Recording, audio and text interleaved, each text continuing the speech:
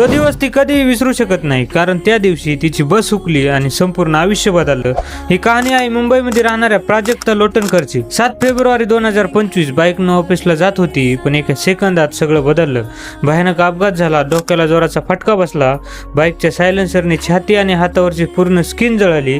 रक्तस्राव इतका होता की हिमोग्लोबिन 5 वर आलं. श्वास थांबलेला.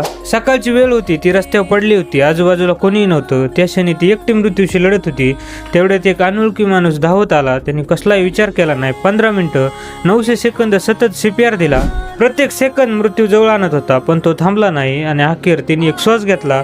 तो ओरडला, जिवंत आहे. एका श्वासाने त्या आईवडिलांचं जग पुन्हा उभं राहिलं. पण खरी लढाई तिथून सुरू झाली. डोक्याला 18 टाके, मानेमध्ये प्लेट्स आणि क्रू. प्रत्येक दिवस वेदना, ऑपरेशन, संघर्ष. आई रात्रभर तिच्या बाजूला बसून राहायची आणि वडील शांत बसून देवाकडे हाक मारत. प्रत्येक वेदनेतून ती स्वतःला पुन्हा उभा करत होती. शरीर हरत होतं, पण मन हरलं नाही, कारण तिला माहिती होतं ती हरली तर तिचे आईवडील तुटतील. म्हणून ती रोज पुन्हा लढत राहिली. आणि आज एका वर्षाच्या आत ती आपल्या समोर उभा आहे. डॉक्टर ही आश्चर्यचकित आहेत. प्राजक्ता इतकी स्ट्रॉंग कशी असू शकते? तिचं शरीर तुटलं होतं, पण मन नाही. म्हणून ती आज आपल्यात जिवंत आहे. मित्रांनो, जीवन किती कठीण असलं तरी पण आई वडिलांसाठी लढणं कधी थांबू नका. कारण जेव्हा तुम्ही लढता तेव्हा फक्त स्वतःसाठी नाही, तुम्ही त्या डोळ्यांसाठी लढता जे तुमच्यावर अवलंबून आहेत. जर ही कहाणी मनाला भिडली असेल तर शेअर करा.